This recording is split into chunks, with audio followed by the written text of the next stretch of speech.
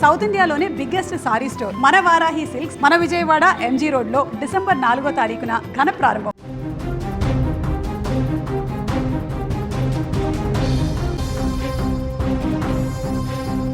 ప్రకృతిని నమ్ముకొని సాగు చేసే ఒకే ఒక్క వ్యక్తి రైతు. కష్టం వచ్చినా నష్టం వచ్చినా తాను నమ్ముకున్న పనిని ఎప్పుడూ వదిలిపెట్టాడు. అందుకే దేశానికి రైతే రాజు అంటారు. అయితే దేశానికి రైతే రాజు అనే నినాదాలు వినిపించినా నిరంతరం కష్టాల కడలిలో కొట్టుమిట్లాడే వ్యక్తి రైతే. అయితే ఇక్కడ కూడా ఓ రైతుకు ఏం కష్టం వచ్చిందో కానీ పంట పొలంలో ఏకంగా 500 రూపాయల నోట్లను విత్తనాలుగా నాటాడు. రాజస్థాన్ రాష్ట్రం ధవరియా జతన్ గ్రామం మల్లారం భవారీ అనే రైతు పత్తి పంట పండిస్తుంటాడు. బ్యాంకులో ₹1,00,000 అప్పు తీసుకొని పత్తి పంట సాగు చేశాడు.